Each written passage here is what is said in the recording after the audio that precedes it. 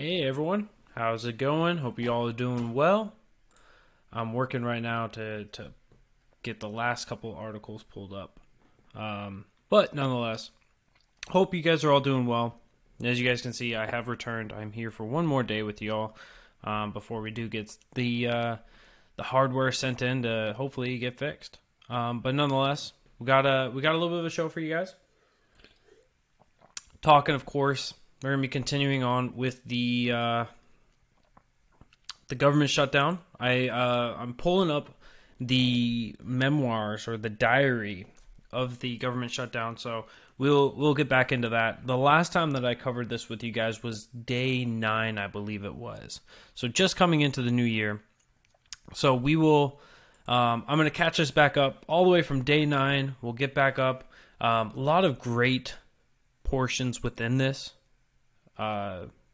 Elizabeth Ray, the writer, the author of these, just has a way with the words and a way to show just of how catastrophic these government shutdowns really are.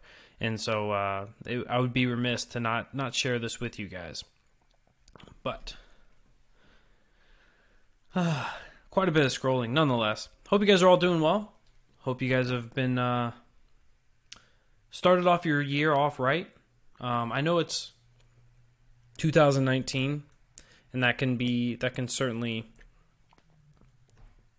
put some people into weird feelings, right? Hoping that 2019 is going to be better than 2018.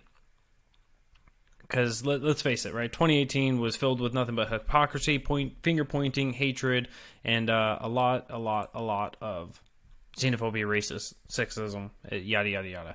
Hopefully this year we'll have a little more intellectual honesty. Hopefully this year we'll have a little bit more caring about what the facts are and what actual facts are, and not just the partisanship. And I noticed already, you got 2 signals in here. I got 2 signals in here?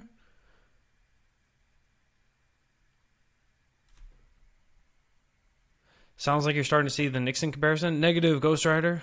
I would not be so far-fetched, or I would not be so far off the base to think that I'm seeing strong comparisons between the two. But nonetheless, your bias leaves you where you are, and that's okay. We're almost there. I just saw day 11. Mm-hmm. But these government shutdowns, it's been tough. Right, my wife has been directly affected by this. She has customers that she's been doing work for, and she cannot get paid until the government comes back, and that's a hefty. Get your OBS set right. Okay, so what would you say, Sooner Gone? What would you say I need to do to get this right? I am not exactly sure what to do to get this right. I know I've been having issues with OBS for a long time. It's been a catastrophic problem for me. One signal is the NSA. I like it.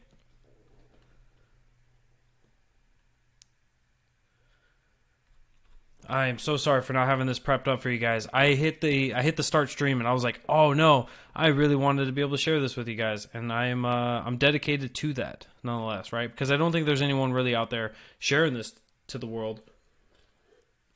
But I think when you have something this good, this powerful, it needs to be shared. All right. Day 7. So I went too far. Do you see what I get distracted by when you guys tell me I've got 2 signals coming in? Maybe one is the NSA. Maybe that is the issue. There's day 8. Sounds good on my end. All right, perfect.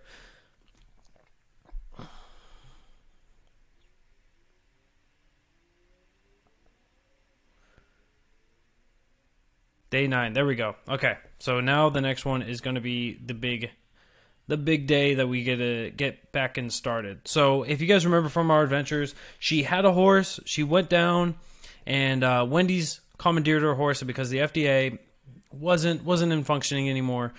They took her horse and offered her a horse tainted burger. She refused. She went to the TSA and she felt up her own titties to make sure that she was not a criminal or a terrorist. And she managed to try to get through, but of course, planes were crashing into the ground. So nonetheless, it was an issue. So government shutdown day 10.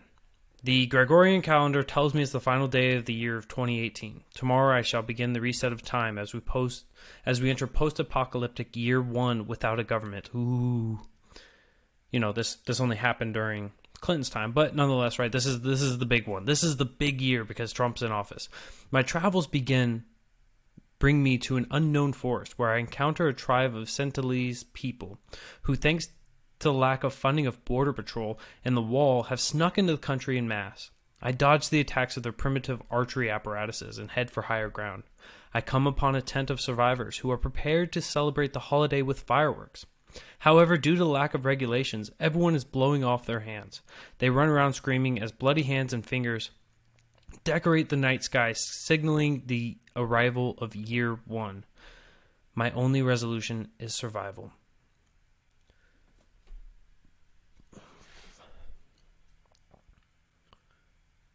Day 10. Day 10 of the government shutdown. Sorry, day 11. My travels have landed me in the wooded area of upstate Chappaqua, New York. I come across a frail local who warns me of vile creatures that roam in the woods beyond. I disregard his advice and carry on, determined to find a safe refuge. I get deep in the woods when I realize I am all alone, thanks to the lack of national park services. Off in the distance, I spot a wretched, most foul-smelling beast. Is it Bigfoot? Is it Sasquatch? No, it's the 2006 presidential candidate, Hillary Clinton, out for her daily hike. She spots me and I attempt to engage in conversation. However, she is angry that I have uncovered her secret lair, where she feasts upon the blood and organs of young children. Before my very eyes, she shapeshifts into a 50-foot reptilian creature. It was at this moment I realized I should have taken those conspiracy people on the internet more seriously. I have the overwhelming urge to commit suicide via 9 gunshot wounds to the back of the head when I realize the Russians are suddenly storming the area, sending her away cowering in field, screaming, "Collusion, collusion, collusion," amidst the chaos. I run quickly as possible, wondering what and if normalcy will ever return to America. Day 12. Day 12 of the wonderful government shutdown. I finally find a secluded wooded acre where I can rest for a bit. I am being accompanied by some feral children, victims of the lack of an education system and functioning government. Thanks to the lack of labor laws, I am able to put them to work for slave wages and have them build me a cottage. Unfortunately, as material does not meet code, the cottage collapses, trapping my children workforce inside. This madness must end, I yell. I angrily make my way back towards the south, towards the land formerly known as New Jersey. I come across Trump International Golf Course. Aha! He's in there.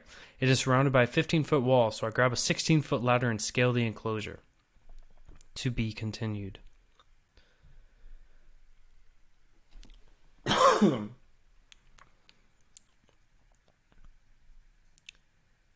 Day 13. I sneak my way past security at Trump Golf Course when I come across several undocumented migrants from Mexico who are working on the grounds crew. Senor Trump, I ask. Senor Nara, no here. He go Florida. Damn it. I make my way back towards the exit. When a security agent stops me and asks for my ID, I improvise and tell him that I'm a Russian mail-order bride looking for Mr. Donald. As he goes off to check my story, I climb over the wall and run south, bound for Florida.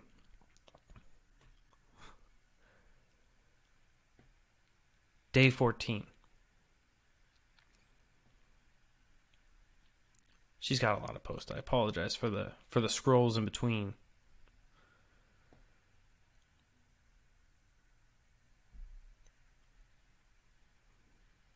Day 14. I make my way south, dodging the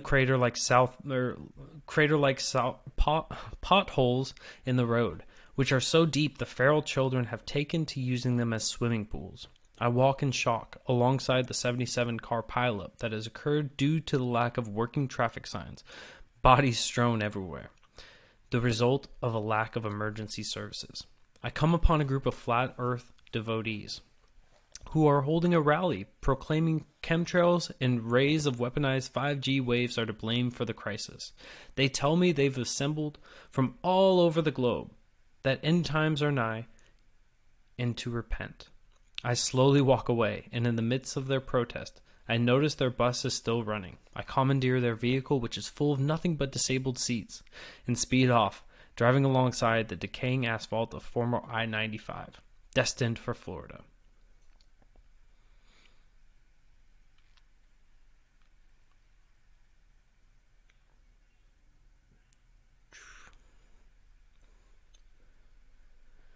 Day 15.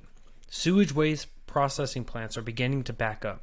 I'm not sure if I'm still in New Jersey or what due to the smell. The remaining human populations are grilling possums on metal shopping carts. Their children have formed feral packs, and the frail are using potholes as makeshift burn barrels for warmth. Wastewater is beginning to flow onto the remains of the asphalt. The bus I borrowed from the flat earthers has run out of gas, so I hot-wired an abandoned mail truck and continue on. I come upon a megachurch, hoping I can find refuge within. I knock on the door and a preacher with dimples tells me to pay up or get the fuck off of his ark. So much for fellowship. I grab some barbecue possum and a can of Diet Shasta orange soda from an unlicensed, sickly street vendor and continue on.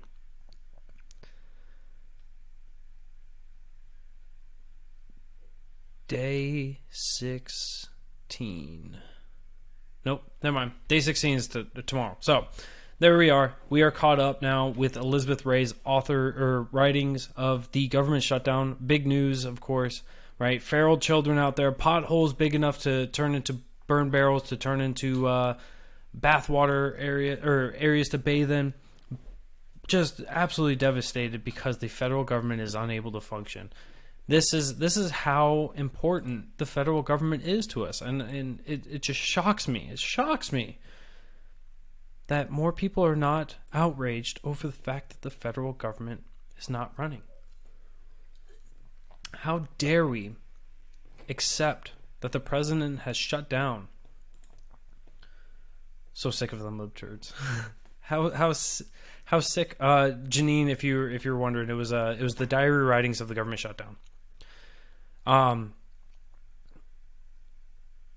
That's definitely stuck on beard. Yeah, it's a definitely a stuck on beard, nonetheless. But it's amazing that we, the people, are not completely outraged over the devastation that's been caused by this government shutdown, and to see people build up on partisan lines and to think that it's acceptable to keep fighting against this is just completely reprehensible. I wish that they would actually care about the lives of the American people. Of course, I continue on with the satire because, in actuality, my belief of what the federal government should be doing, when the government shuts down, it should be no change at all to your day-to-day life. A federal government so small, so insignificant, that first off they can figure out how to be fiscally responsible with, a couple $1 billion for spending each year, but they wouldn't be providing so much, right? They wouldn't be so involved in your life that people wouldn't be receiving their welfare or their entitlements from the federal government. If you want these systems can easily be enacted on the state level, and you can redistribute the wealth on those levels. I will argue against it once it gets there, but nonetheless, I will fight and argue till I'm blue in the face that these are all state level issues and not up for the people of California to pay for the people in Maine or the people in South Carolina to pay for the people in Tennessee. It's a state level issue, nonetheless. And so it's good that we start this off with a nice little bit of humor, a little bit of sarcasm.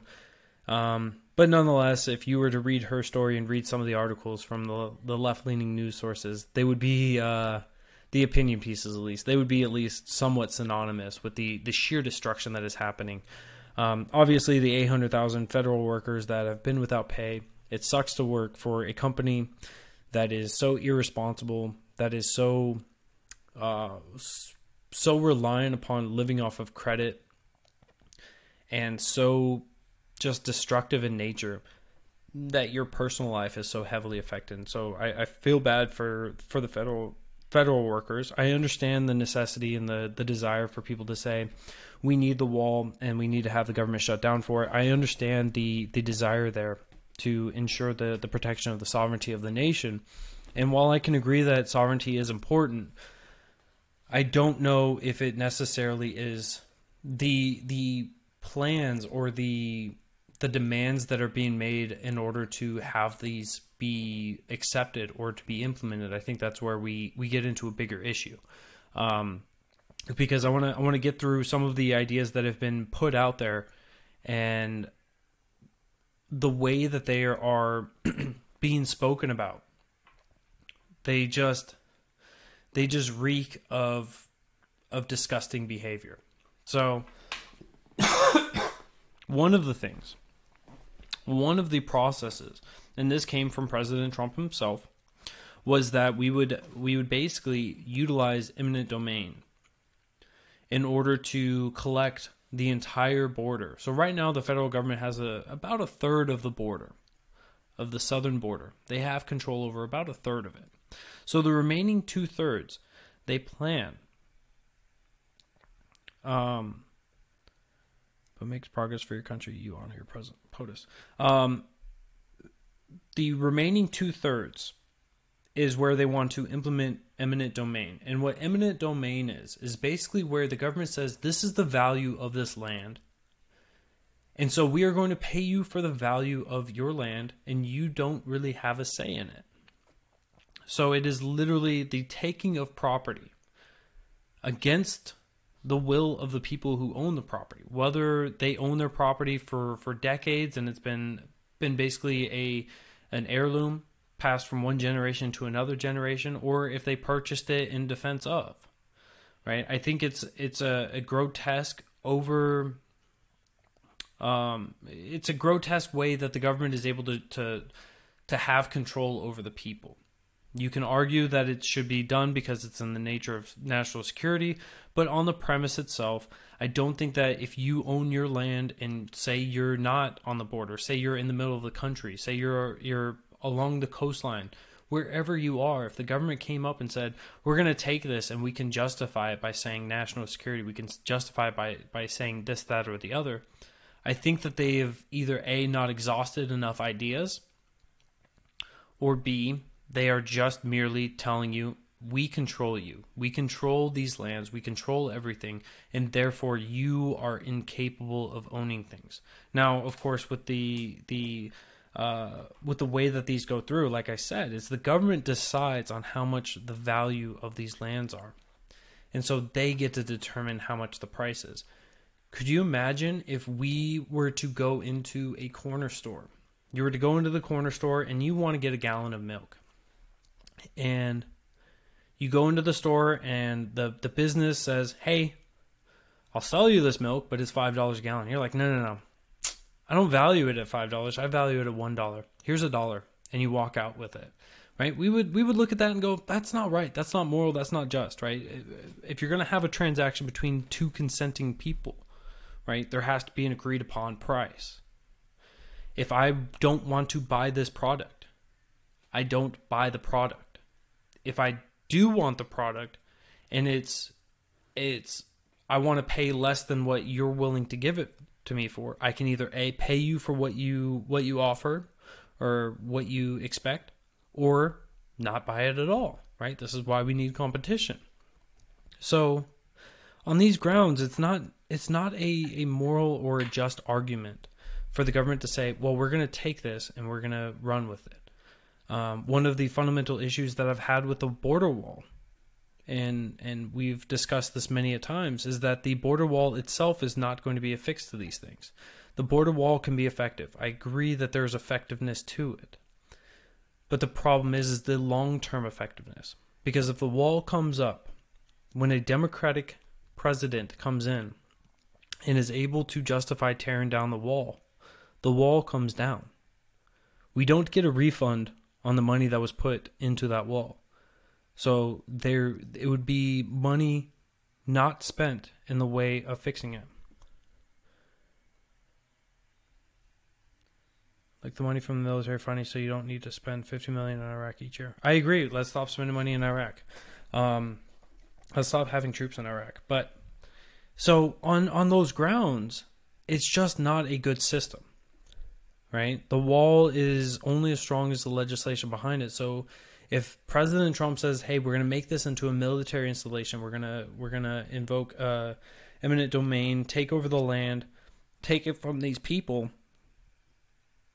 there's a clear atrocity that's being committed. Now, you can say that there are some people. You can say that there are some people along the border that are willing to sell, and I have no problem with that. If you want to sell your land to the government in order to enact this, go ahead. Feel free. You are free to do with your stuff as you see fit. I'm all in favor of you being able to do those things. I have no problem with that. But when you tell people you don't get to choose what you do with your land because we want to have this happen, right? Then we dive down into what the left has done for years, since the beginning, right? And that is, yeah, you want to have your money, you want to have your income, you want to have your paycheck, you want to not be taxed and pay for others. But I said that you don't get it, so therefore you don't. And so on principle, in the core value, that's exactly is what's happening right now. And there is certainly a level of hypocrisy there. There is a cognitive dissonance there to say, yeah, it's wrong to take from people, but we're going to take it on this one because my feelings, because of this, that, or the other.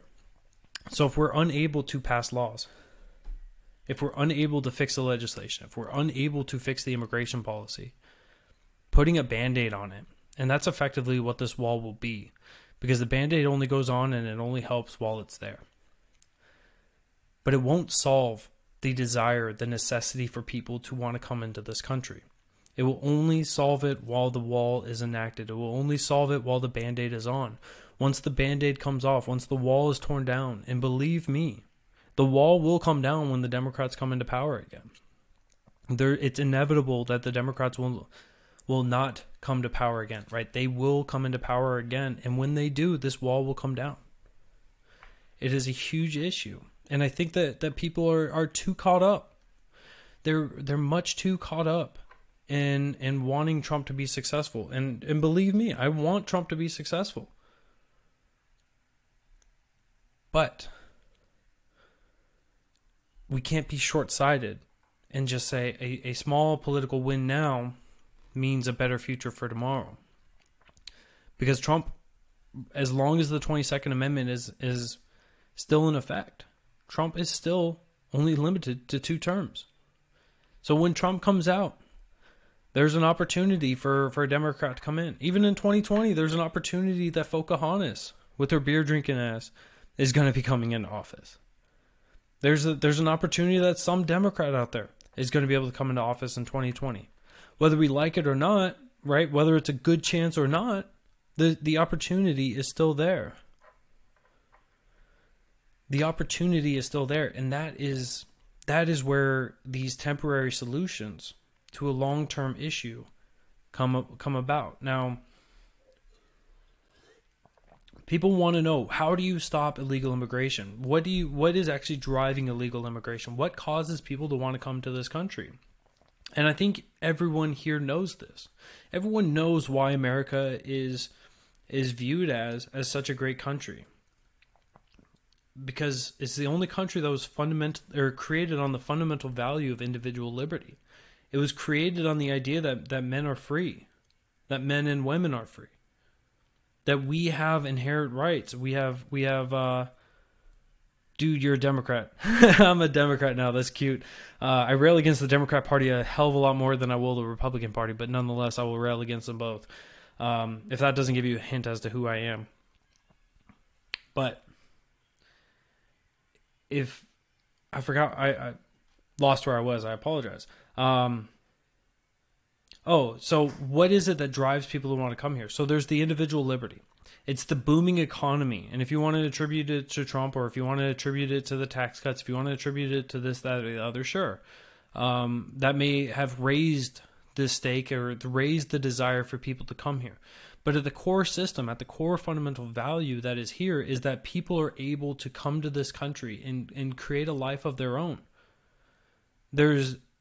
Despite the fact that we have an overbearing government, our government is not the most overbearing government in the world. Our streets are not the most unsafe in the world. Our way of life here is much better compared to almost any country out there in almost every aspect. So there's always going to be a desire for people to come here. And I don't think necessarily just saying no one can come here is the right answer, and I don't think anyone is advocating for that. I think that everyone, that even those that are advocates for the wall, believe in having a system where laws are there and you can vet these people, and good people come in, bad people are turned around. And I think that is in the crux of it is the correct answer. But I don't think that necessarily just putting up a wall and stopping people or hoping that it's going to stop people 100% effectiveness is thoroughly accurate in the way that it will work, right? Sure, we can look at countries in the Middle East that have walls there, and we can see that they've drastically affected it. 99%, and I think it was Israel. They cut down immigration quite a bit, but it's also, when you look at the size of the country and the border and everything else, right? You would expect a smaller nation to have a more effective border. You would expect a wall to be much more effective, right? You wouldn't expect the same on a bigger scale. As the scale gets bigger, it gets more difficult to maintain the same effectiveness. And I think that we would see maybe not a catastrophically smaller, but in some regards, we'd have a smaller effectiveness for the border. And so we have to look at what are the other driving factors. Now, we understand that a lot of illegal immigration that comes to this country, it comes on the idea of drugs, right? They want to smuggle in the drugs. We see the fentanyl issue there, right? Fentanyl has been that regurgitated line for both sides, right? Fentanyl is obviously a bad drug. It's been implemented into different drugs, and it's increased the high, and so there is a marketability side of it, and so drug dealers want to add fentanyl, because if you actually understand the drug market, if you are a dealer and you have people OD on your drugs, it's actually beneficial for those dealers. More people want that stuff because they want the next high. They want that higher high. And so if we just have a market to where that is on the black market, of course, people want to have this be brought into the country. So people are willing to pay for that. They're willing to go on the black market for it. If you legalize this, right?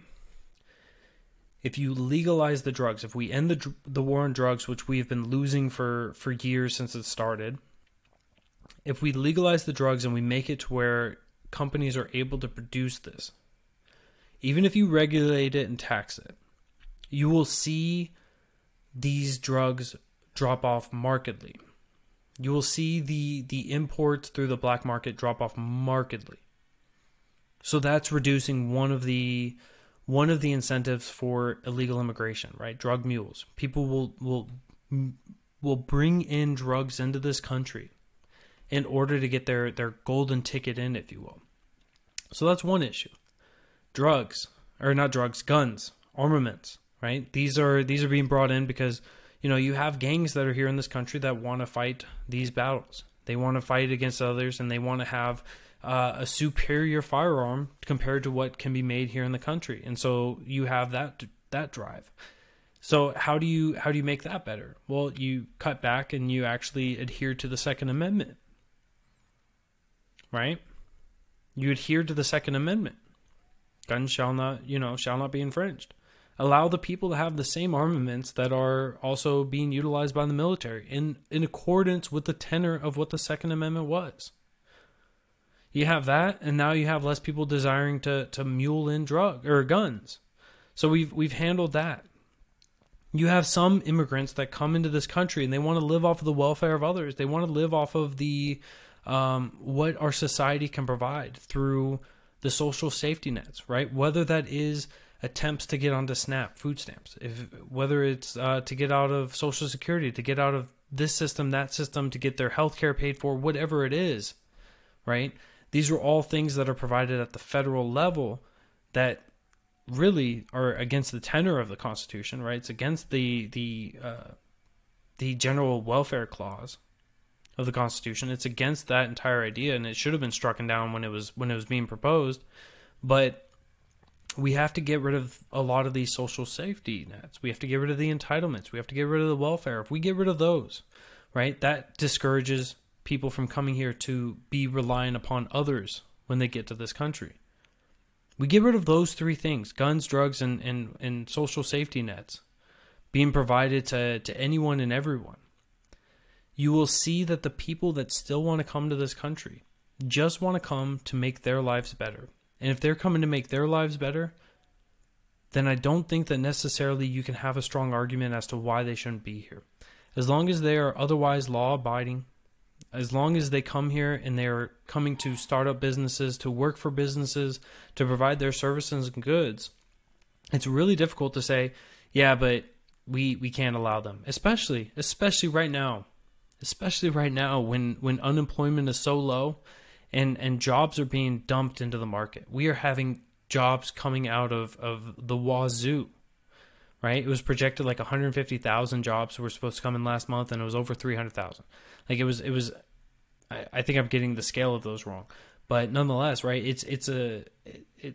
We're having too many jobs in this country, so somebody's going to have to fill those in, and that means that we're going to have to, we're going to need people to fill it in, to protect the markets, right? To protect these businesses that are thriving right now. So there's many different aspects when it comes to this immigration topic that I don't think that people want to really help solve. Get rid of the yes. I sound paranoid. That's cool. MBK is absolutely right. Portugal has decriminalized drugs and has reduced drug usage. It's reduced addiction. It's reduced overdoses, and it's actually has helped people get off of them entirely. So it's made it so much better. Nancy Pelosi and Dianne Feinstein have huge walls around their residences. Yes. Walls do work to some effect, right? I would not say that they're not going to be effective. I'm worried about the longevity of them. Absolutely.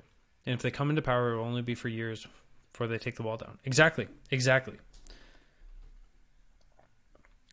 But they will still get the wall down nonetheless. That's the big crux of that issue.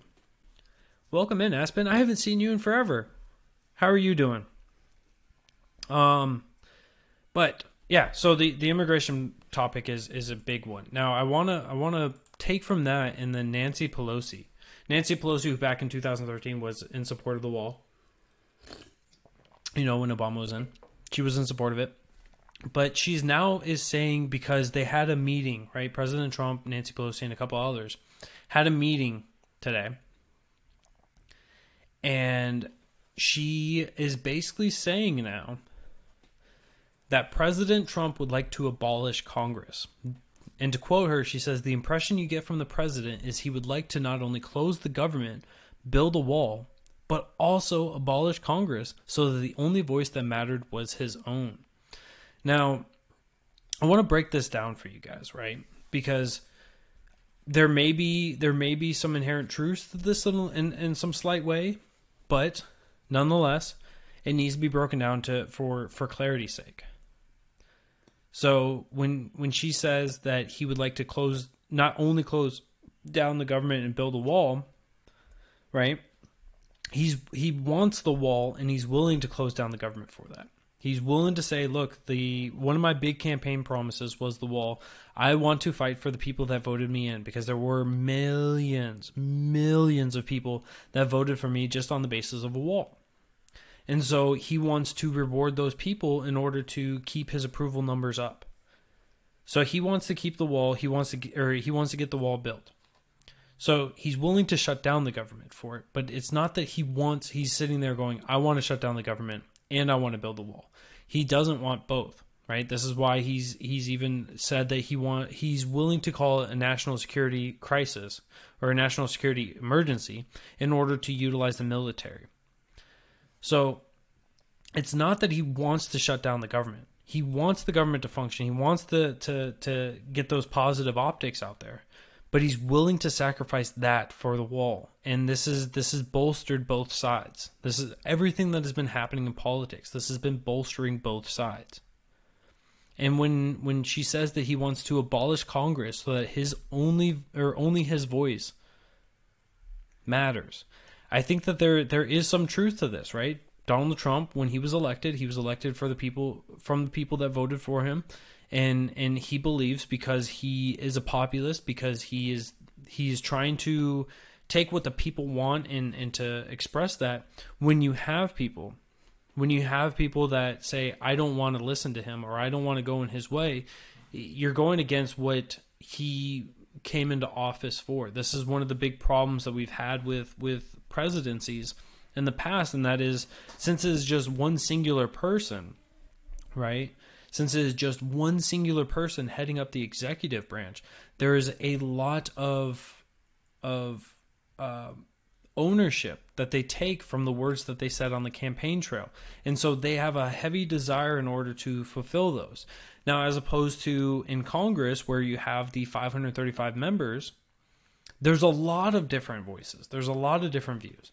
And so they sometimes fall into this tribalism, and they say, well, I'm going to go for my party, because it's much more difficult to hold the members of Congress specifically accountable when we all don't have a say in the matter, right? We can't hold, it's much more difficult to hold somebody like Maxine Waters accountable than it is for somebody that's in your own district, right? Because you have no say in that. So the president, being the sole signer for the presidency, for the executive branch on bills, right, he has a bit of sway. And so it requires the majority of both the House and Senate in order to override his veto. So he's just making sure that his voice is heard. So in that regard, yeah, sure, maybe President Trump does want Congress to not have a voice and just to pass what he says and to go on his way. But it's the same for Nancy Pelosi. She would want everyone else to go in her way. It's the same for Mitch McConnell. It's the same for Paul Ryan. It's the same for Chuck Schumer. It's the same for every member of Congress, that they say, look, I have better ideas than you. And so I don't want your opinions to matter. I want my opinion to matter, and I don't want your voice to be heard. Nobody wants that. Everyone wants their way, of course, right? That's inherent, because when people speak with authority on a topic, when they have these discussions, they think that their ideas are the best. And that's fine, right? You should have some conviction with what you say.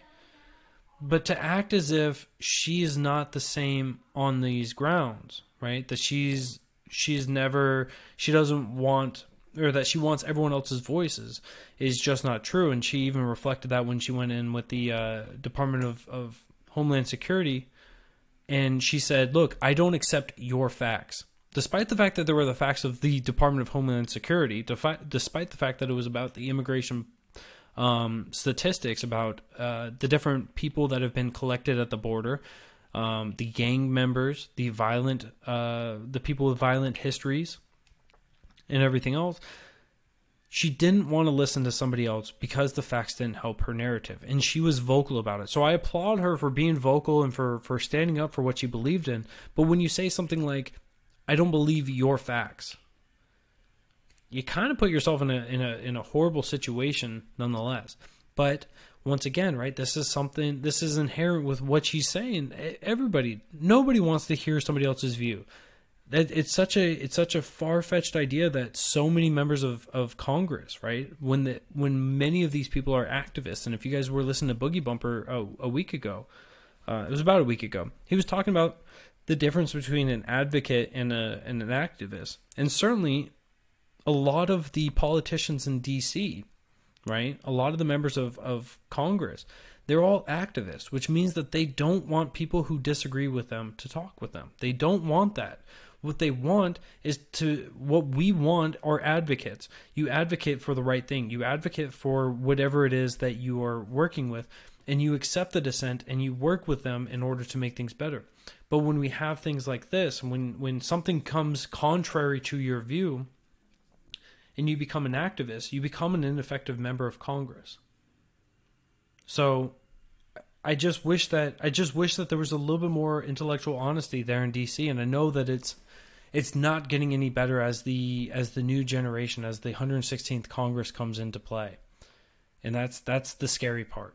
Because what we're seeing now from Alexandria Ocasio-Cortez and the two new from the one from Michigan and the one from Minnesota. I apologize for not having their names available for me right now, but what we're seeing from them is that they're taking the Trump actions, and that was being a little bit bombastic, being a little bit over the top, and really punching back at people. And they're running with this. They're getting the retweets. They're getting support. They're able to take things that are I wouldn't say bad views of them, but being able to get these broadcasted out to where they get free publicity. Now, I'm sure a lot of us have seen the video of Alexandria Ocasio-Cortez dancing on a rooftop, and people there were some people that were criticizing her for this. And it's like, she was just a person. She's dancing on a rooftop. Big effing deal. Like, it doesn't matter. But when you go out there and you criticize her for something stupid like that, what is she doing? She's getting, not only is she getting free publicity, but she's also showing you that you're being overly sensitive. And when you're overly sensitive, they're able to make you look worse. Now, if you are a Trump supporter or a Trump voter or somebody who has supported Trump on his decisions in the past, and somebody said, well, if you support him, you're a racist, and you're like, that is illogical, that's stupid, like you're going way over the top. This is the same exact thing on the flip side. And so when you look at these things, it's just not working. Now, I will admit I have shared this video out on my personal Facebook page because I thought it was funny. I posted more as a satire thing. She was dancing, but it had the white highlight bar above where it had the not context, but it had words. It had text on it, and it said, "When you were first in line at the bread line." Right? And she's dancing and having a good old time. It's like, yeah, it's funny because that's kind of the way that she would like to drive this country. And I reminded people, every time I see that, I comment with this. And if you guys know me on Facebook, you guys might see me on there saying these things. But it was going back to Bernie Sanders. It was going back to Bernie Sanders in one of his direct quotes. And that was, a reporter was asking him about bread lines. And he said, oh, yeah, well, everyone tries to make it look out like it's a bad thing, but it's bread lines are a good thing. They're actually a good thing, right? So Bernie Sanders has endorsed bread lines. Alexandria Ocasio-Cortez is moving us towards bread lines. And so it was comical, but there's a serious thing with the text of it. It's not necessarily that I'm going after her for dancing, right? Have a good time, dance. It gains her publicity, so I don't want her to do that necessarily. I don't want her to be popular with people because politics is not about popularity. Politics was supposed to be for the nerds. Politics was supposed to be for the people who understand philosophy, that understood the role of government, that understood civics, that understood all of these ideas and wanted to help make the country better with better ideas. But they also had to understand the ramifications. And that's something that we're not seeing from my generation. We're not seeing this at all. And so I don't want to see her continuing to get publicity. I don't want to see people criticizing her on stupid remarks, or not on stupid remarks, making up remarks to criticize her for, or for saying, look, she's dancing on a rooftop, how horrible. Like, it just doesn't work. It's just insipid. What you have to do is you have to take her arguments and go, she wants to, after you make $10 million, she wants to tax you at a 70% tax rate. Like, that's not acceptable. That's not in line with liberty. That's not in line with principles. That's not in line with understanding that you don't have a bigger claim to people's finances, to their income, just because they made more. If anything, we should be moving down to where it's a fair tax, right? Move it down to where everyone pays the percentage of tax. Have you ever seen the low quality food given away in food banks? I have never been to a breadline, but I know that they're not that great. Well, tell Trump that. But it's so we need to. I'm going to ask everyone that is watching. Look at what you're sharing out, what you're retweeting, what you're talking about. Is it actually important in the grand scheme of things? Are you attacking the ideas, or are you just attacking the person? Because if you're just attacking the person, you're no better than anyone else that does that, right? Regardless of how reprehensible her ideas are, it does not mean that I stoop to the level where I attack her. I attack her ideas consistently because her ideas are terrible. They're destructive.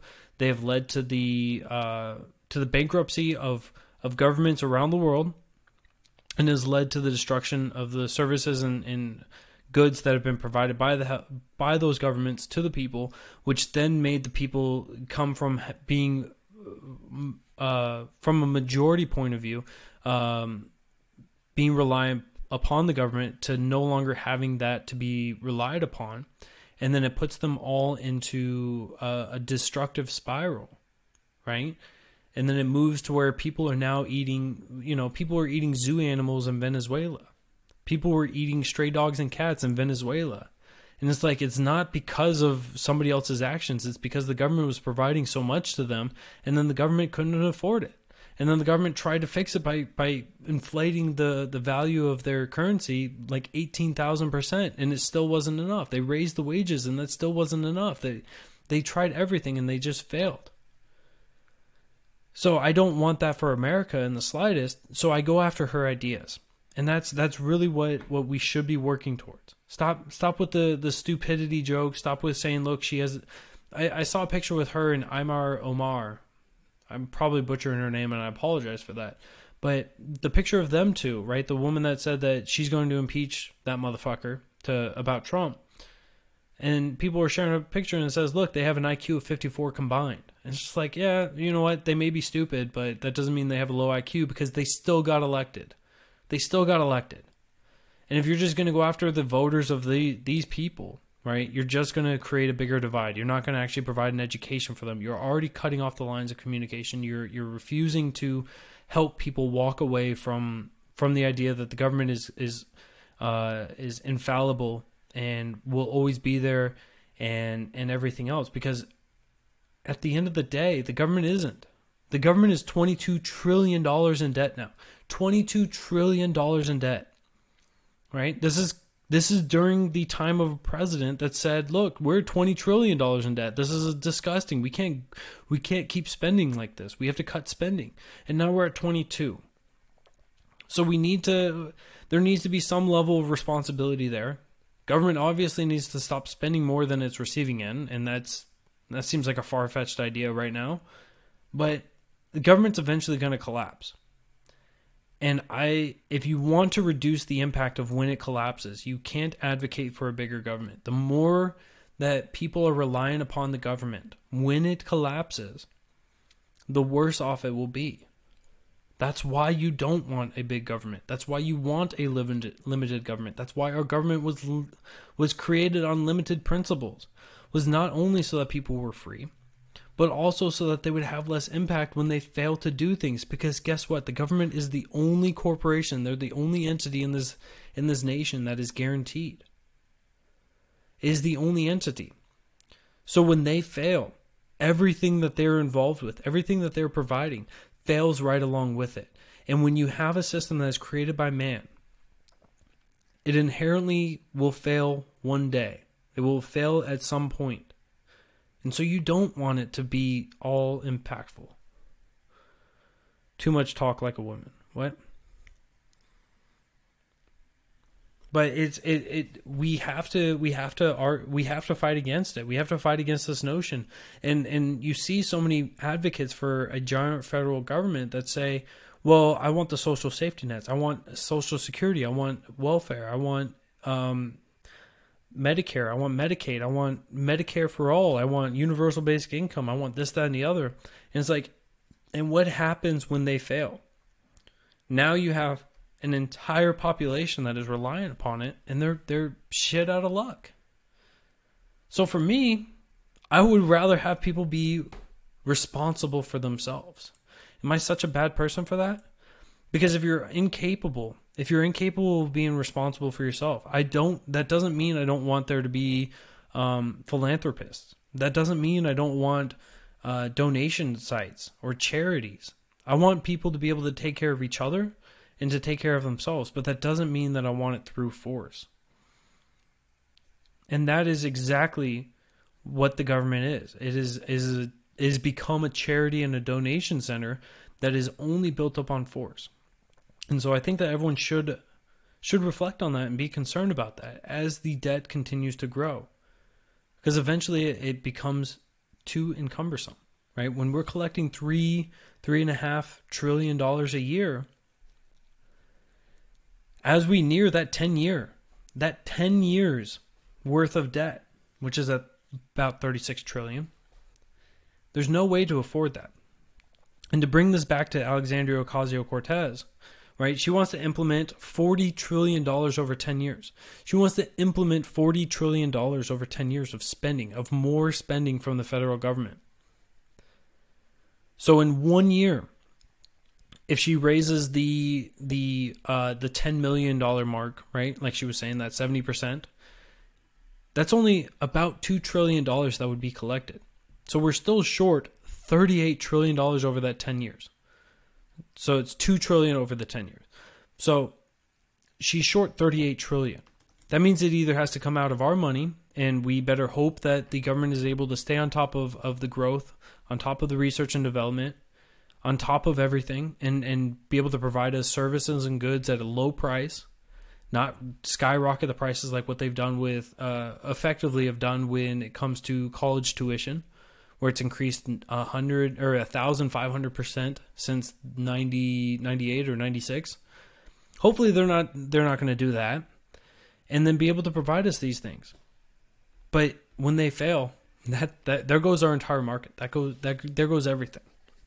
So she wants to drive us towards the bankruptcy quicker. And that is a huge fundamental issue. And I hope that more Americans will wake up to this idea. And I'm really hoping that somebody like Alexandria Ocasio-Cortez is a one term and done. Because I hope that people can wake up to her message and wake up to her ideas before it becomes too catastrophic for us. All right, let me check out the comments real quick. She has no concept of a finite dollar. Absolutely agree. Real freedom for liberty is only possible with solidarity equals Social Security. I disagree. So Social Security started in 1913. Are you saying that people were not free prior to 1913? I would argue they were more free before 1913. You don't understand who is spending your money. I do understand who is spending my money. It is 536 people in Congress, or 536 people in D.C. that are spending this.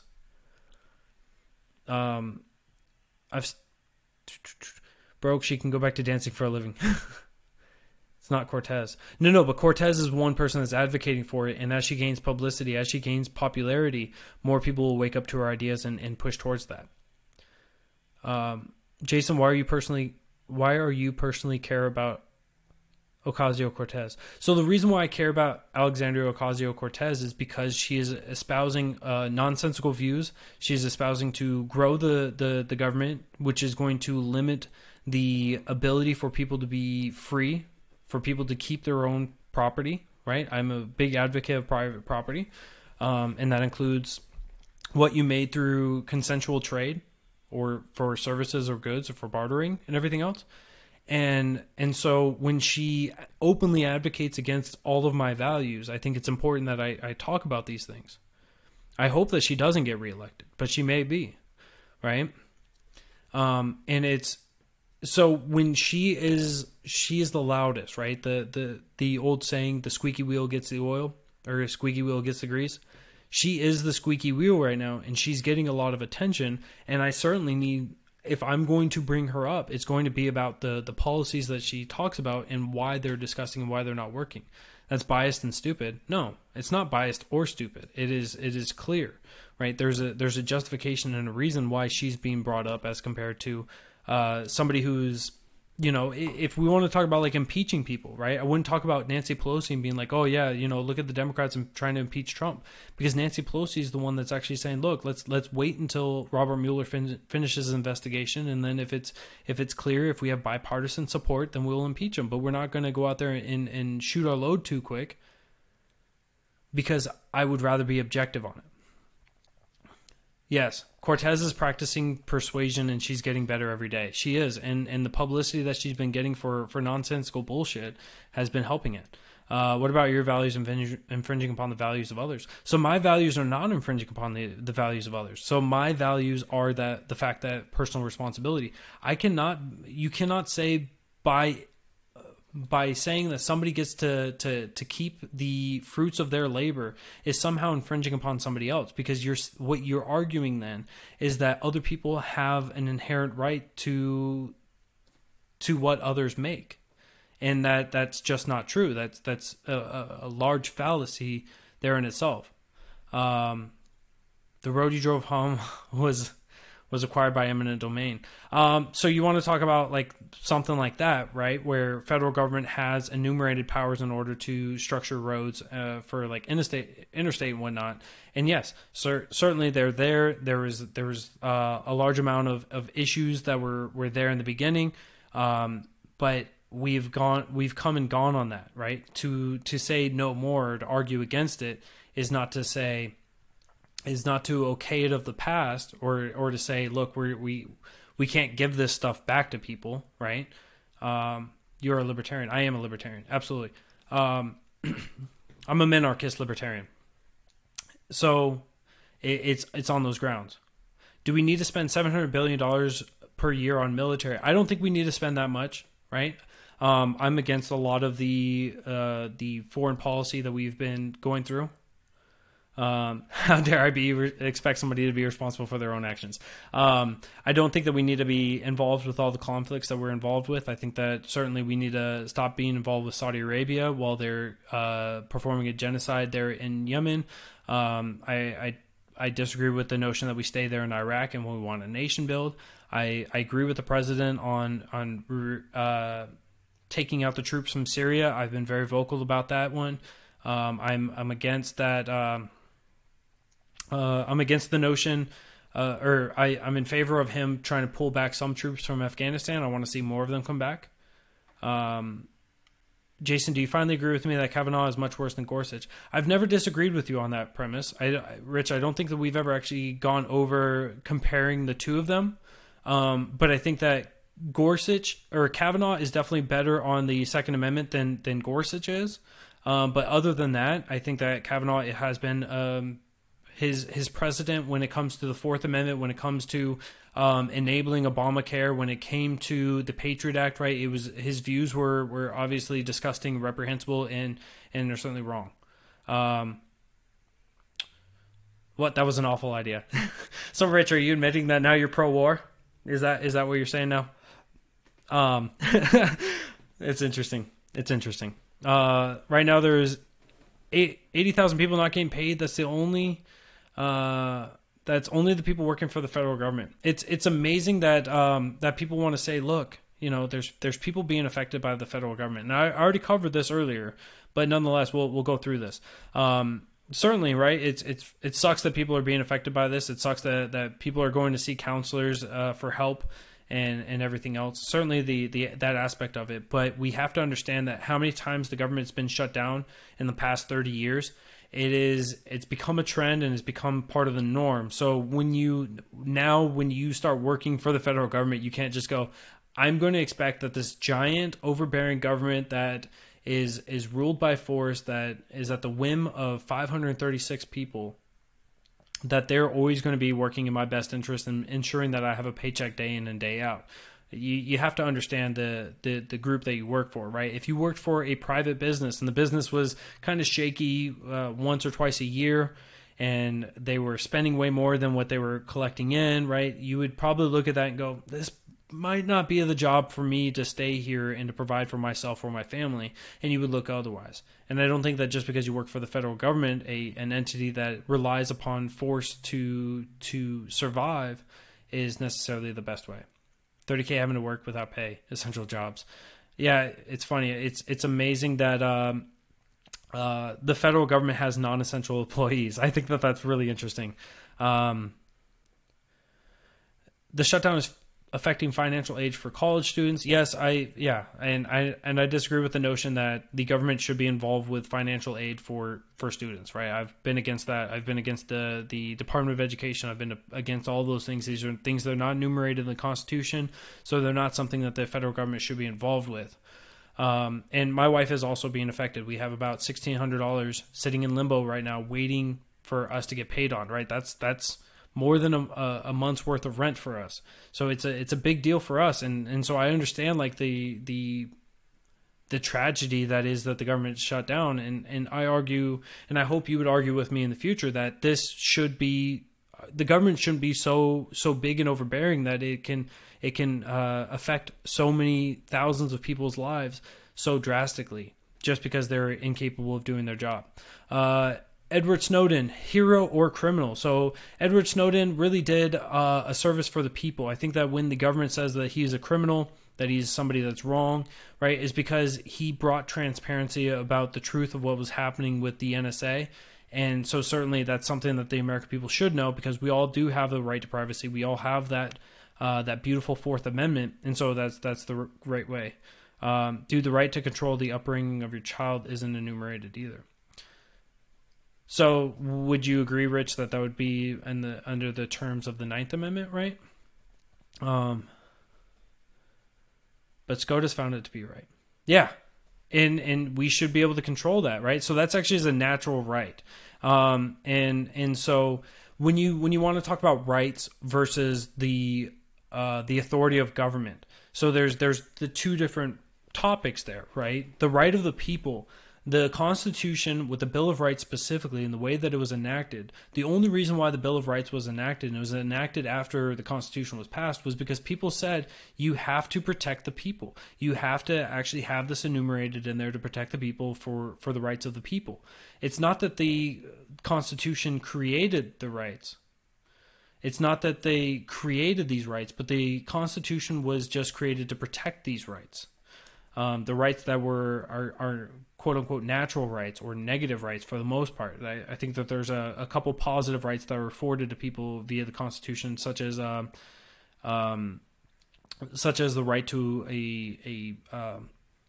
to a defense attorney, right? When you have a lawyer that's being afforded to you, right, that's a positive right, but everything else is a negative right. The right to freedom of speech, the right to self-defense, the right to privacy, the right to remain silent, the right to not to criminalize yourself, the right, everything else.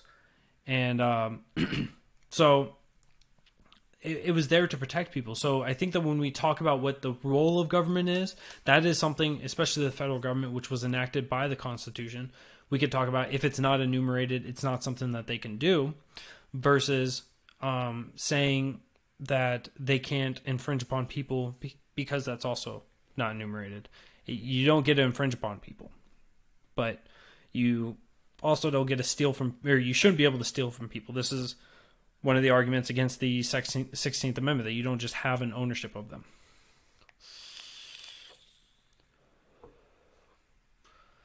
So it's good. So if you guys don't know who Rich Amazing is, Rich is a fun guy.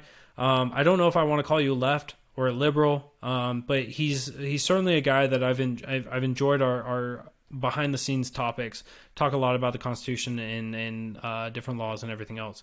A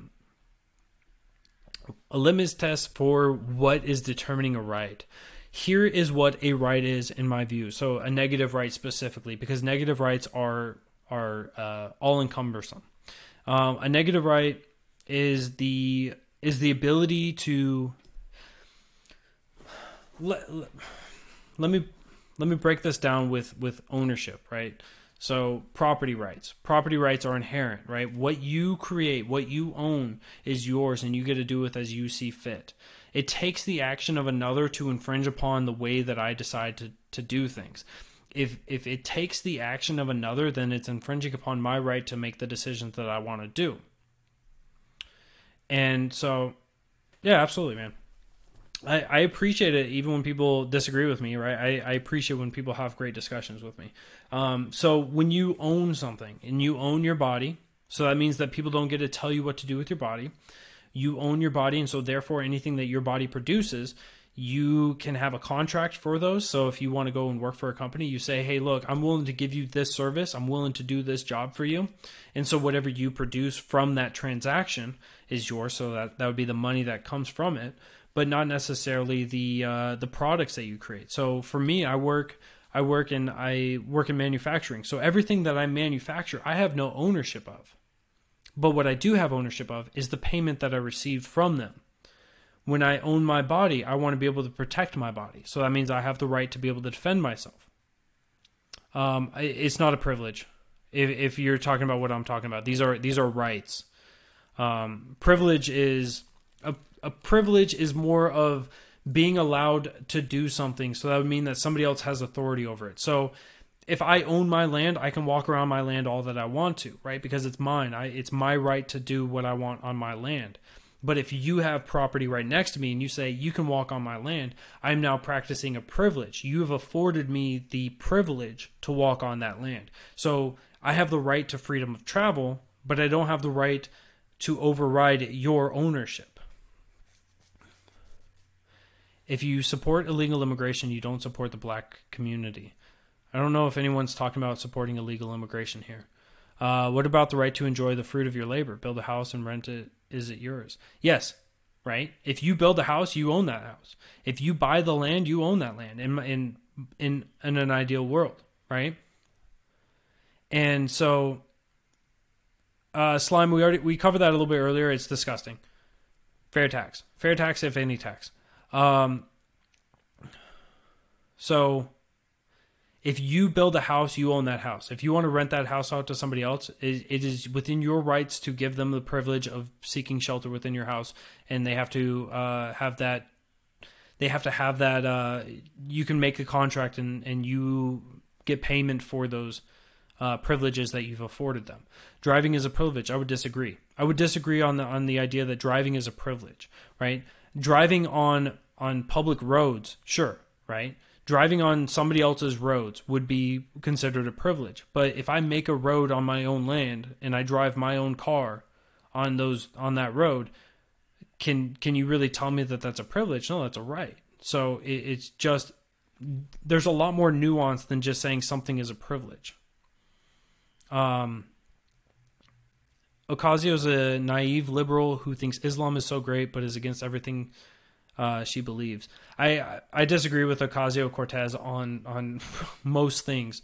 I do want to point out one of the lines of hypocrisy that she had. When you sit there before you are actually coming into office, when the government shutdown, this current government shutdown first happened, she made a tweet that I was in love with it. I loved her tweet. And she basically said that if the government was shut down, the members of Congress should not be collecting their paychecks. They should not be collecting money from the taxpayers while they are shut down, right? This would give another level of incentive for them to come into office, or to come into the room and settle the shutdown and work on it. Username unavailable. I want you to refer to Rich Amazing's comment, which was driving is a right covered under the rights to interstate travel, recognized by Supreme Court of the United States. Got you there, bro. But nonetheless, so when she said that, right, I was like, yeah, absolutely, I agree with you. Now that she's come in, we've seen a lot of members of Congress, right, both on the Senate and the House level. They've said, look, I'm donating. I'm taking my money that is being allocated to me, and I can't really refuse it, but I'm going to donate it. I'm going to donate 100% of this out to different charities and areas. Elizabeth Warren said, look, during this shutdown, I've got a lot of Massachusetts people that are struggling to be paid, so I'm going to donate my money to an immigration donation place. Like, she missed the point, but nonetheless, she at least donated her money. Alexandria Ocasio-Cortez has been asked, where are you going to donate your money to? And she's not going to answer that question because, of course, now that it affects her, she's not going to do what it is that she says everyone else should. And that is, she's going to keep the money and she's going to run along with it. She's a little green around the edges, but will kick butt. I hope she doesn't, because of the views that she has are absolutely egregious. She's not going to kick butt. I agree. I hope at least. We should do what China does to Muslims. I completely 100% vehemently disagree with that idea. So I don't care how disgusting Islam is, and I'm loud and bombastic when it comes to the reprehensible and egregious views of Islam. Islam is a religion of evil. But that does not mean that you take people who follow that religion and you punish them. You put them in incarceration camps. You don't kill them. You don't do all of these things and then just hide the bodies and incarcerate, or not incarcerate them, but incinerate them in order to hide the evidence. Right? I don't wish that upon my worst enemy. Who do you believe has the best chance of winning Trump in 2020? I am not sure. So we do not have the full list of candidates, and so it would be stupid of me. It would be absolutely stupid of me to say somebody has a good chance right now of beating Trump in 2020. Right now, the candidates that have been listed, right? Elizabeth Warren, probably not. Elizabeth Warren right now, she is, judging by the beer drinking shenanigans that she had on Instagram, she's trying to figure out how the new wave of Congress people got elected, and that was a lot of them was via social media. So she's trying to step her social media game up. She's trying to become more realistic for people.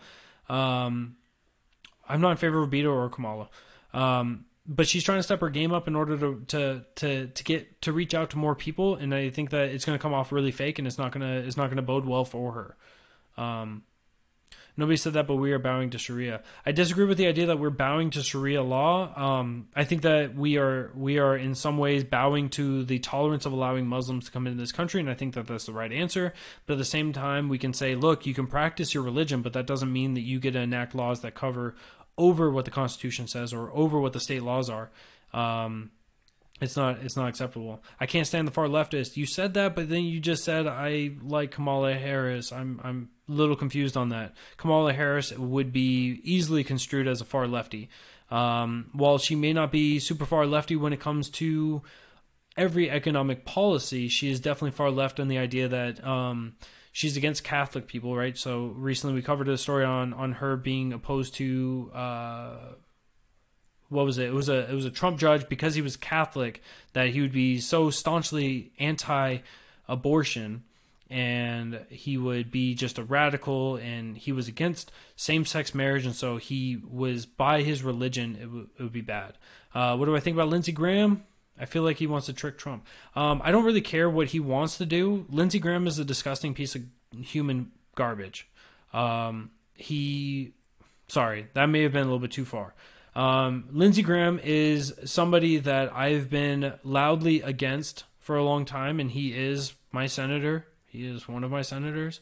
But Lindsey Graham is somebody that is willing to play the theater, and we saw this during the Kavanaugh hearing. He is willing to play the partisan politics. He's not willing to stand up on principles. He is in favor of red flag laws, so he's in favor of taking away the rights of the people, specifically their gun rights, without due process, and it's disgusting. Yes, and Kamala Harris called the law enforcement the KKK. Well, ICE specifically, but yes. But why allowed to honor kill? No one should be allowed to honor kill. I have my concerns on Democratic vote harvesting. That should be illegal. Yes, that should be. What do you? There we go. If you vote on gender, skin color, and not for policy, you shouldn't vote. I completely agree with you on that one. America Politics, or America First. Yeah, we see too many people diving down in this intersectionality thing, and it's just like I thought you were against racism. I thought you were against sexism. If you're going to pick people because of their sex or because of their race, you're saying that they're better because of their sex or because of their race, and that in itself is sexism and racism. It's disgusting. Unborn have rights, absolutely. Whether you're born or not doesn't change the fact that you have your own DNA strand. Therefore, you're your own person, and you have your rights to your body. You may not be able to practice all of your rights, obviously, and you may not be able to practice all of your rights until you're an adult. But you still have your rights. And one of those rights is the right to life. You have a right to your body, and so therefore you should not be able to have your life be taken just because somebody else determines that they want to end your life. But yeah, this is I'm loving your guys' comments in there. You guys are having a good conversation. I love it. She isn't far to the left, man. I would disagree. I disagree. I would disagree that she is quite far to the left on a lot of views and a lot of policies. Trying to say that the ISIS KKK is certainly a far left wing tactic. Her stances on going after people because of their ethnicity, because of their gender, or trying to say other people are. I think that that's also a left wing tactic. Everyone says something ridiculous once in a while. Well, but when you just because you say something ridiculous, right, and you keep espousing it, you don't get to say, well, it's okay. Everyone gets one. So prostitution should be legal. Absolutely, prostitution should be legal. Here, you want to hear a funny process? 2 consenting adults have sex, no problem, no issues, not a single issue in the world, right? 2 people have sex and money is transacted between one person to the other person in exchange for the sex. That is a huge fundamental issue within American law. Add a camera to the mix. Put a camera in the mix, and then suddenly it's legal once again. Does that really make sense? How does a camera make something more legal? Weird, right? So on that premise, it's wrong. What about female mutilation with young girls? So yes, FGM is something I vehemently disagree with. I don't think that you should be doing that to your children. I even oppose like circumcision. I oppose puberty blockers. I oppose putting permanent changes into children and thinking that you own their body. I can understand the idea that you own your children's with some regards to the law, and so you get to make the best decisions for them, but that doesn't mean that you get to practice and do things that are permanent in those effects. Can the mother be charged with endangering a child? No.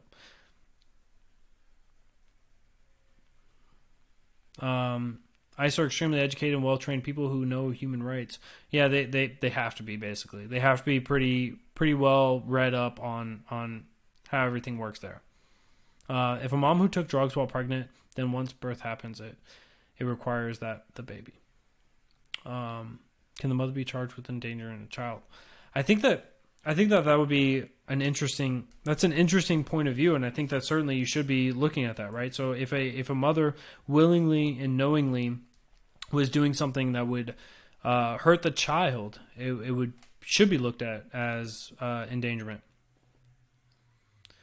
One could argue that the camera guarantees the tax collection. Ooh, now we're getting back into the thought audit. I like it. Your arguments are very sound and logical on here. You may have to run for office. You got my vote. I appreciate that, fun dude. I appreciate that. I do plan on actually running one day. So it is in the future. The plan, whether we're running for the end goal will be U.S. Senate. I want to help and restore the Constitution. I want to bring the Constitution back into the topic of how the governance happens at the federal level. But if I can't go straight into the U.S. Senate, which honestly is a long shot, I will probably more than likely be starting off at the local level and working my way up. But so this is why you guys can't just argue with people that say, look, I want to be a career politician, because I'm probably going to be ending up spending quite a few years. But nonetheless, the principles, the values, and the ideas will not be faltered. I will not be paid off. I am working to free the people and work for the interest of the people, whether they agree with it or not. The courts there ruled mother isn't liable for criminality. Ugh. See, I would disagree with that. Amazing how the media stopped talking about Jasmine Barnes after they found out the murderer is black. That's interesting. You would be the first Republican I would vote for. So I'm actually, Rich, we haven't actually covered this. So I'm actually am a member of the Libertarian Party. I'm actually working with people up and down the chain, and so that might be I might be running under the Libertarian Party. So, at least then I can be more honest with all of my views, because I can't run under the Republican ticket and feel like I'm running an honest campaign. I would probably be running either as a independent or as a libertarian, because I am a minarchist, open about this. I believe in the sovereignty of the person. I believe in the sovereignty of the nation. I believe that taxation is theft, right? Taxation is actually, to put it more accurate, taxation is the slavery because we live in an uncivilized society. When taxation is such a, when it is paying for other people to live, right? When we're going against the value and the tenor of the Constitution to provide from one person to another, it is because the government will not allow us to be a civilized society. They don't allow us to donate. If you were to take food that you prepared, bring it out to a public park, and to give it to people, to donate it to people for the betterment of them, whether they're homeless or not, and be arrested for it, this would be considered a crime in most states, right? So the state says you can't be donating to people because we do this. Trump is libertarian-ish. The ish is important. Maybe Rich. It's not going to be. I can't decide that right now. It's going to be dependent upon where the Libertarian Party is when I'm running. So if they're an actual viable option at that time, then we'll be looking at it. Nobody understands what a libertarian is. Yes, it's clear that a lot of people don't know what it is, and you have a lot of people that are egregious with their views, and they claim that they are libertarian, and so that does absolutely 100% like put a negative image on that. Why not enforce existing hiring laws instead of a wall? Ooh, that would be interesting. Because when you also go into the hiring laws, when you go into that, you're basically telling the federal government that they have the authority to come step in and to ensure to go through your processing, through your paperwork, to figure out if you are hiring people that should not be there. He's a populist with the Mussolini style. Do you agree with Trump taking troops out of Syria? Yes, absolutely, 100%. I am against the troops in the Middle East for the most part. Actually, I would say pretty much entirely. But yes, I am 100% in support of that. I was cheering. I was ecstatic when I heard that. I didn't believe it. So Fun Dude said that joining the Republican Party would be just joining the swamp, and there may be some value to that, and there'd be some merit to that point. But you can look at somebody like Thomas Massey or Justin Amash, and they are not. I think you really would drain the swamp. You got my vote. I appreciate that, Fun Dude. Nonetheless, I appreciate that a lot. It'll be a long time coming, and hopefully I will be able to get the vote of my constituents and come in and represent people. May I ask why? Ask why what? Why I supported pulling out of Syria? So I am in favor of pulling out of Syria because not only is it the idea that, so whenever the U.S. comes into a conflict, right? This was a lesson that's been learned by many of our great war leaders of the world, not just American. When you look at this, when you look at the way that they come in and they're effective and they're able to make when they're able to make an objective and say this is what we're going to do, they go in and they achieve that. If you don't have a clear line of what the objective is, then you are justifying staying there indefinitely. And, well, nationalist doesn't mean big government either. Red Mom. We could break that down here in a second. But nonetheless. So when we don't have a clear objective, when we say we're going to destroy an ideology, then you're going to be there indefinitely. And that's kind of what we did with ISIS. That's what we've done with a lot of terrorist groups. Is we say we're going to kill these people until they don't want to kill us anymore. I think just putting it in that perspective, putting it in that view, you can understand if I kill somebody, there is a good chance that they're going to want to come back, that they're going to want to continue on. And so terrorism creates terrorism, which creates terrorism, which creates terrorism. So we have this fundamental issue there where we have no objective standards for Iraq, for Afghanistan, for Saudi Arabia, for Syria, for anywhere that we are in any way involved with. And so when we say, yeah, ISIS has been toppled, ISIS is done in Syria, now it can be handed off to the Germans, to the French, to whoever it is. And there's plenty of countries out there willing to step up and take over. It is time that American troops come home, right? It's only 2,000 troops, but those are 2,000 Americans that can be at home. That's reducing the spending that's being put out over there, and that frees up that area. So Syria, I've been opposed to a lot of the conflicts there in Syria, especially even the gas attack from early 2018. It was January or February, and that one, even that one, Mattis came out and said, "Hey, look, Assad was not behind this. The intel does not put Assad behind those bombs, but behind that gas attack." And so we really don't have a justification to be there. So that's why I was greatly in support of pulling out of Syria. When it comes to Afghanistan and Iraq, one of the lessons that we learned of the past, and George Bush was even saying it himself, that we're not going to be there to nation build.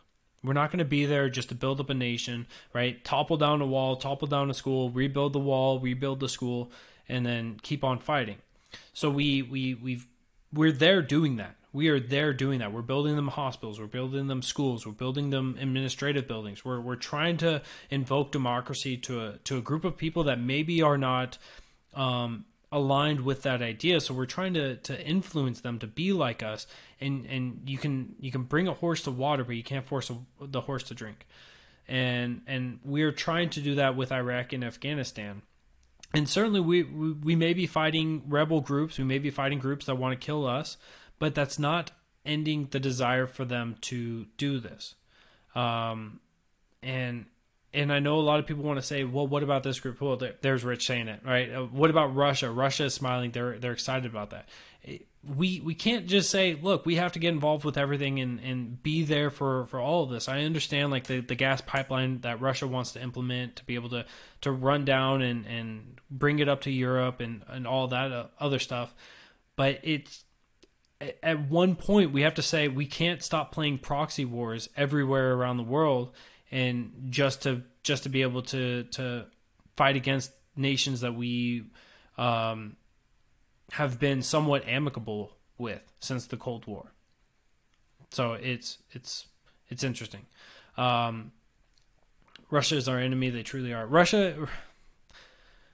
We've been amicable with Russia. I think calling them our enemy is certainly a little bit pushing it. Sure, there may have been some attempts at collusion. There may have been some issues there during the 2016 election, right? We understand that there's been involvement to create hysteria, to create more divisiveness, right? And certainly there's an issue with that, but that can be handled, and that's not necessarily something that we have to get involved with an armed conflict over. Better to make friends than enemies. Yeah. So it's a big issue. I realized I said that this was going to be a short scope, and I didn't expect it to be an hour and a half. But nonetheless, guys, I appreciate you guys for coming in. Thank you guys all for the great conversation in the comment section. And I will see you guys Today's Sunday. So I'll see you guys on Tuesday night, 7 p.m. Eastern. I appreciate you guys for all coming in, for following me if you haven't. And thank you guys. I hope you guys all enjoyed your weekend, and I'll see you guys Tuesday night, 7 p.m. Eastern. I am Mr. Murica, the Bearded Truth, Jason Lyon. Have a great night. I'll see you guys then.